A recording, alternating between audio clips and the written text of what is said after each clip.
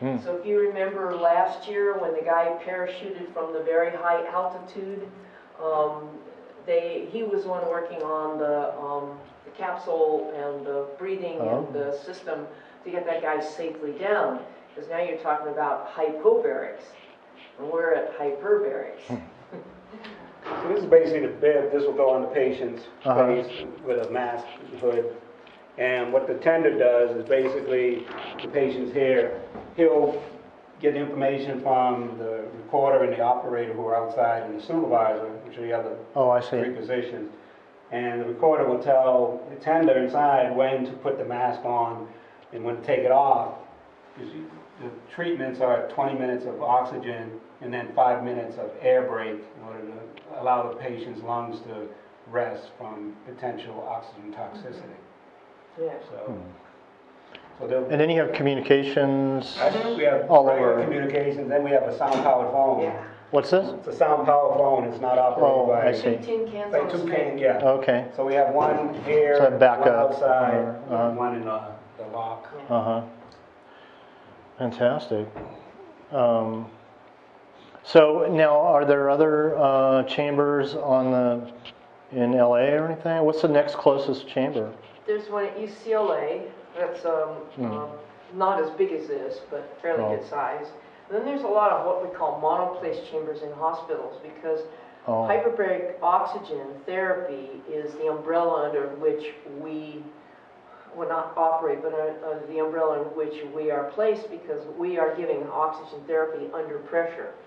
And hyperbaric oxygen therapy is a big industry for wound care. So you're not talking about just divers. We're a very small percentage of wound care or hyperbaric oxygen therapy.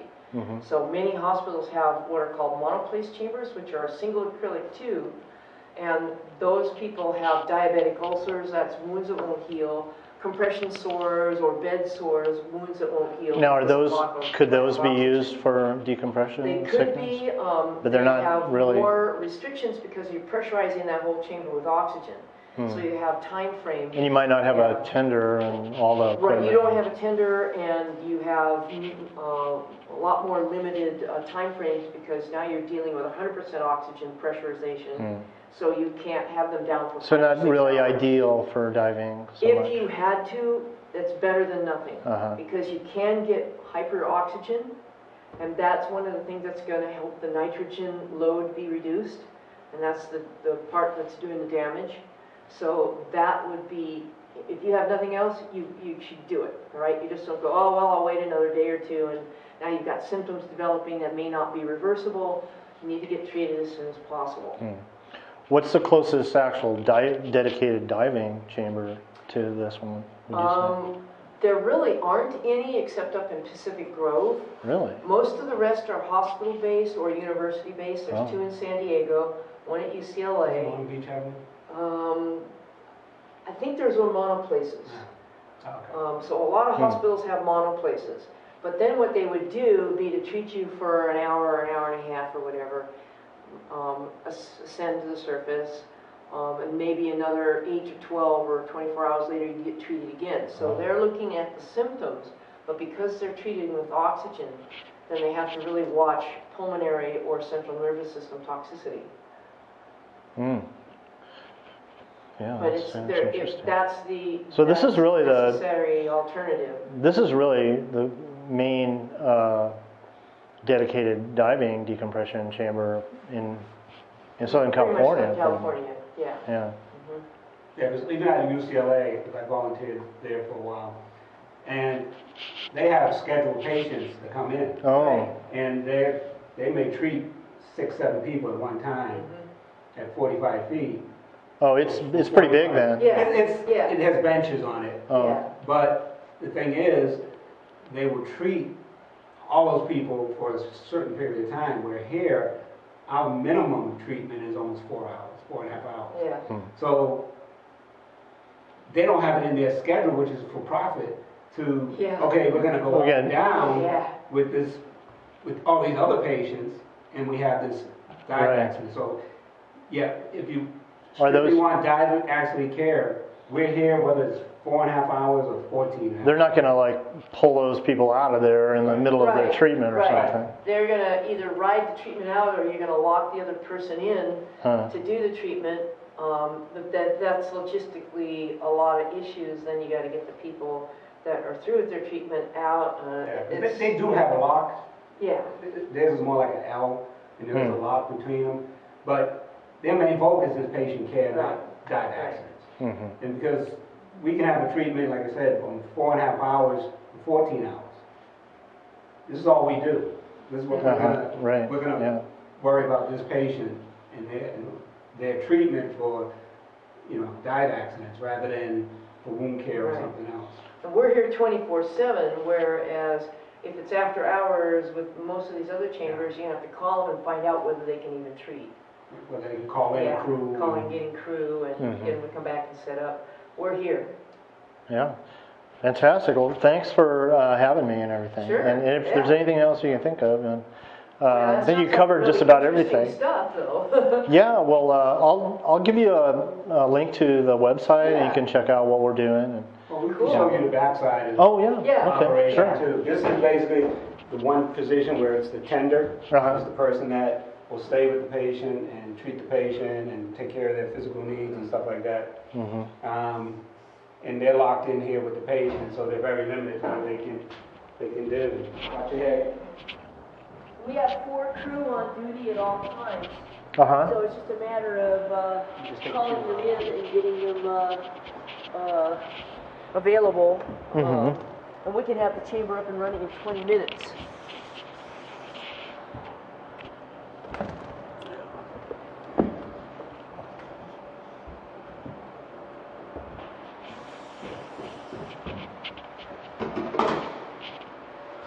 This is the whole backside of the chamber. Oh yeah, the nerve center here. Control panel. So here we can deliver oxygen. When we go to 165 feet for treating an air embolism, because now not only is that the do deepest you go? Now not only do you want to treat an air embolism by oxygen, but you want to try to reduce some of the bubble size. But bubbles don't conform to Boyle's law, so I don't know if you're familiar with the gas laws. Yeah. Okay, so bubbles don't conform to Boyle's law. So by the time you're at 165 feet, you're still 53% of the original size, rather than being a half, a third, a quarter, a fifth, a sixth, that type of thing. So we treat with a 50-50 mix of oxygen and nitrogen, which equals out to about 2.8 to 3 atmospheres of oxygen. And that's the so you're saying the bubbles don't conform to Boyle's law? Right, because of the surface tension of the bubbles, it's not a rigid space. So it's not going to be reduced by those same parameters. Interesting. Yeah. It's the surface area of the bubble itself. It's the surface tension that is... Oh, the surface tension. Right, because of the shape and the surface tension is preventing that bubble from being shrunk. So it does. And the smaller the bubble, the harder it is to probably shrink, maybe. Well, probably, but also the smaller the bubble, the more we can move it out of the artery and down more into the capillary beds. So we're moving that bubble away from blocking the larger artery down to smaller stuff, so you get blood flow back. So when you get a very small bubble, that's not as bad as a big bubble, obviously. It's not as bad, but you're still going to have injury or tissue death, especially since it's in the brain. Right. The only way to test for it is a neurological exam, and so you may be asymptomatic, but since you've had the symptoms or the signs that we can see, like unconsciousness, things like that, you may wake up from that unconsciousness, but then you may have symptoms like a stroke. So it mimics a stroke. One-sided weakness, slurring of speech, gait problems, balance, that type of thing, because you have one side that's more affected than the other. Now, do you deliver, is it pure oxygen you deliver to? On the surface, we deliver pure oxygen. We deliver pure oxygen down to 60 feet. After 60 feet... It becomes toxic. Yeah, so we don't want central nervous system problems or pulmonary problems, so we deliver a 50-50 mix from 165 to 60. Then from 60 to the surface, we're treating with 100%, because that's about 2.8 atmospheres below the threshold of the 3 atmospheres that can be toxic. And since they're laying down, they're warm, they're dry, they're not doing any exercise, we can go to that 2.8. If you're in the ocean trying to do that, you could seize, you could get problems. Because of the temperature? Because of the temperature, your workload, your upright, even if you were laying flat, you still would have to have a tender, because then he would have to either radio to the surface to switch air, or you would have to switch underwater with a tender. So it can be dangerous. Yeah. But if you're in a remote location like Australia has a parameter set up for remote location in water decompression. And some of those are, you have oxygen, but then you should have a tender, because if you seize, then you lose the regulator out of your mouth. Underwater. Or you have a full face mask. That's what they have that set up in down there. Because it's such a big country, you may be out somewhere where there's no chamber. Oh, so they have a available. protocol for that. Yeah. Yeah, okay. So this is the panel for well, there's gas how many control. different units do you have as far as face masks? I mean, We have are each one of 11. these a different individual face mask then, or? No, this is all of the copper wiring you saw, copper tubing in there. Each one of those masks is connected to that. So we Okay, can so it's all up to the 11 same. people. Okay. And then only thing that changes is what depth you're at. Mm-hmm. So we have these online. If we're breathing air, the air is coming from our reserve cylinders in the back. And we have about 10,000 cubic feet of air, plus a couple of compressors. So we're really a redundant system set up for treatment. Wow. And then the communications over here? Communications, each lock has its own communications, has its own air delivery system, has its own bibs, which is the built-in breathing system, delivery system, so we can do those systems. If we have to transfer somebody out of here, they can still use the oxygen here. Wow. That's quite the setup. And then this is all of this is just the compression, so this is what we get with compressing the tank itself. Mm-hmm. Okay. Now, what's how long does it take you to get to pressure up to, say, We can get to 165 feet between 6 and 8 minutes. Huh. But do you go that fast ever, or We try to, especially with as an fast as air you can? Yeah, Right. someone's under CPR. It's Yeah. just, okay, there's no danger in going that fast. What about the equalizing and all That's that? gonna be- If That- they can't equalize. It's like you might as well break their eardrums if you want to exactly. save their That's life or the something. What minor the key issue would be compared is to. the tender and the paramedic Yeah. Would be in a who's separate. inside. Oh, Yeah. that would be. doing CPR. Oh, Them equalizing would be the problem. all right. Because the thing is, the patient, I've never had a patient have a problem when they're unconscious. We don't Yeah. care. All we need to do is we want to get them down, but we want to make sure our tenders and tenders and paramedics Can equalize? can or- equalize and get down. So they may have to take a break to be able to equalize when Oh, you're so doing you- CPR. So You. we try to put 3 people in on a full rest case. 3 people 2 tenders and a for paramedic. in case somebody has a problem or something, or no? How come so many tenders? So we're talking about full arrest. Oh. Somebody who's CPR. non-breathing, non-circulating. Oh, so okay. we You gotta need to do bag bag them valve. and compression for them. Oh, I We're doing see. CPR at depth. Oh, okay, you got a And whole the other crew. thing is like here, this is our thermometer, and when we go to 165, this peg's past 120 degrees. Oh, So man. there is no venting off to cool it down, which we can do at depth. We can put in and let out air and maintain the same depth.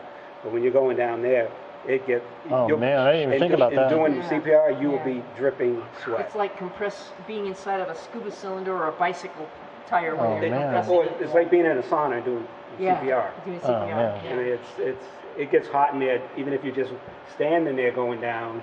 Uh-huh. But if Now you're working. if you're working, then it's like, and that way, and the fact that now you got to equalize too. So that's why you may have 2 tenders, so one can try to equalize, and the other Oh, one okay, just- assist in the paramedic. Uh-huh. And 6.5 minutes doesn't sound like a very long time, but if you're descending in the ocean, you'd be able to descend to 165 feet as a diver within a couple of minutes.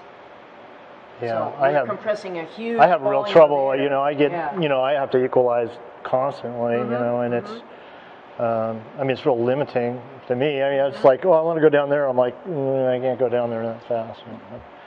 Yeah. Well, I really appreciate this. Oh, you're welcome. Fantastic. And then because we're medical, it's considered a medical treatment, so we have a medical log that is kept. So we have 4 crew on duty. One goes in. We may have to put another one in with a full rest.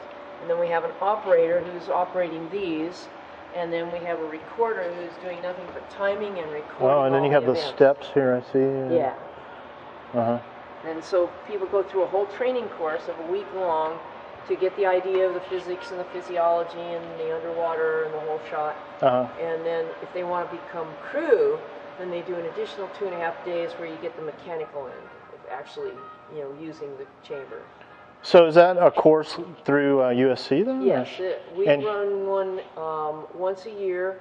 We run an ERD, which is an emergency response diver, once a year. So there's 2 courses that could qualify you. Plus there's chamber EDAM done on the mainland. So usually the Aquarium of the Pacific, they'll do the same kind of course we do here on the island, but you can do it on the mainland in the evenings. So you can get a little bit more. Is it limited to who's can do this, or No, anybody can do that. You put your name on our sign-up sheet, and then we can send you out information as to when the next mainland EDM class is. Group know too. Yeah, well, this is going to be volunteers. Yeah. This is going to be invaluable to our group. And the thing is, volunteers don't have to have any medical training. They don't even have to be divers. All they need to do is be willing to come out. Like I'm volunteering this week, so you just need to be able to come out and help and you know, assist. And yeah, if you know medical stuff, it's good because it just helps you absorb the stuff. But the medical stuff, it's kind of like EMT training, pretty much. What I'm saying is the medical stuff is handled by the paramedics from Baywatch and the doctor. With their tools. Just to help them. We're the mechanical that goes in and goes out in. Yeah. But yeah, so if you have someone that wants to volunteer, they can always do the chamber ops. It's Friday, Saturday, Sunday. Or Saturday, Sunday, Monday. It's like a 3-day Friday, thing. Saturday, Sunday, some a little tail over that to Monday. gives you the hands-on. You come here and actually do the stuff that needs to be done. And then you do your volunteer time to get signed off on the 3 positions. You have a checklist. You got to be able to do all these things before you're considered full crew. So do you have like kind of a trial run type? Well, we have what was called an internship. So somebody can come out, do the chamber ops, and then they can start doing the internship, and if they find that the level of stress or they just don't have the aptitude, then, you know, okay, fine, you've had whatever training you have, and you know what's going on, and if you're a diver, now you know what to look for, and you don't go on crew. But there are a lot of people that come on crew that go through, we had a class in July, and now they're starting to come through for their chamber ops weekend to come on crew. And once they complete the chamber ops weekend, then the internship, 30 days, and get their list signed off, and then become full crew. That'd be 30 days within that calendar year. To get signed off on the 3 positions. So the whole course takes like how long would you say? Anywhere from, well, the 5-day course here on the island, or the couple of weekends on the mainland, weekend evenings. Or even weekday evenings, I guess, depending on what. And it's a weekend hands-on class here, actually doing the 3 positions. Right. And then there's a 30-day, within a year, that you want to schedule so that you can get signed off on all the positions, transition from intern to full crew. And then yearly, there's a commitment time of 12 days, which is basically 4 weekends. Or you can do it 12 days in a row. You can schedule your time here any way you want, depending on your own flexibility. Okay. But yeah, if you have people that are older or retired that have free time, they could do their 2 weeks at a time. They could do it 30 days in a row. We have a crew apartment where you stay once you're on crew after the weekend class. And the thing is, it's a full 1-bedroom apartment, and the only thing you need to do is bring your own food. Bring your own food. So that'd be the burden of being 2 weeks, lugging 2 weeks worth of food here. Yeah. Well, Unless you do like me, it's you not so have- bad. In the cafeteria. or you can eat in the cafeteria, but We have you pay a for that, school but- boat that would come over on a Friday afternoon. Oh, And then you can go back on a Monday, because most of the time the school boat doesn't run on the weekends. mm-hmm. If you Is it came year out- round? That's year round. Uh-huh. If you come out on, and then if you commit to 5 weeks or 5 different sessions, Weekends. then you get a commuter book that you can use for the express. Oh, excellent. Or you can, if you come out for more than 5 days, You which get, is what I yeah. usually do. I'll come out for 5 days, and the chamber pays for The book, express. express. Oh, yeah. okay. Come over. I don't like using the school boat's too small for me. I got big boats. Let's see. Yeah, Right. But you're a sailor, so you Yeah. wouldn't bother you. Yeah. Yeah, Or you can Okay. come out on your own boat, I guess. Right, you can come out on your own Oh, boat. We have yeah. moorings here, so you can use Oh. the mooring. yeah. Oh, really? Yeah, we have a couple people that do that. They're on crew. We have Uh-huh. one who's actually a submariner, retired submariner. Oh, yeah? Mm-hmm. Yeah. He'd be fun to talk to. Yeah, those nuclear-powered submarines are just like a city, you know, within themselves. you know. That's just crazy. I've never Yeah. been aboard one of those. I've been aboard the diesel-powered ones. Up in up in San Francisco or something? No, they or, actually used to come out to Avalon to do training. Oh, really? So the grayback and the blueback. Oh, So I've been aboard those. Oh, nice. But that's the only subs I've been aboard. It's How like- many people in your club? Oh, I'd say at least like 30 or 40 Oh, wow. or so, you know, and all different stages of building Have them come out. building Yeah. subs. You know, we have Probably snag a few. Yeah. yeah, well, we have some that have ambient. There's a few ambient subs, which is just basically your A wet you- sub or wet sub where you have all the dive requirements, Mm-hmm. and then but most of them are 1 atmosphere subs. That's cool. And yeah, it's you know, we're constantly trying to push the envelope. You know, there's one member that just acquired the Pisces 4, I believe it is. It was a deep diving submersible that was just sitting in a warehouse, and it's a 2,000 foot diving sub. You know, Whoa. and he just acquired it from. It was over in Hawaii. It was just sitting there, I guess, and he got it. Holy cow. Got it for a song or something, you know, and so he's redoing it, you know. And Well, yeah, so, oh man. Well, you know, the other thing too is, are you familiar with Newt Company? Philip Newton? oh yes, yeah. He's given us tours of his facility. I'm sure that he could give you Deep some worker. ideas on the Newt suit and all Yeah, those oh, guys. it's fantastic, you know, yeah. That he could probably give you some pointers on bailouts. Yeah, he's a fan of our club, and That's cool. He's Pushing the envelope. He's gone, you know, he's done all kinds of stuff Oh for us. yeah, and I know him pretty well. Yeah. Oh, great, Yeah. great. Neat guy. Yeah, all right. He'll probably see this. So, Oh, okay. cool. Yeah. Well, anyway, I really appreciate it. And You're welcome. your name again? Lorraine. Lorraine and Ralph. Ralph. Okay, fantastic. Thank you, guys. 2 things. One, Yeah. to sign in our little, Yeah. Okay. And our little. and the other one, I'll get you some information on our volunteer stuff. we Yeah. have. Okay. There should be a sign-up sheet there. You can put your email address on. Oh. Get a new date on that? Yeah. Okay. A new sheet. You can just fill that out.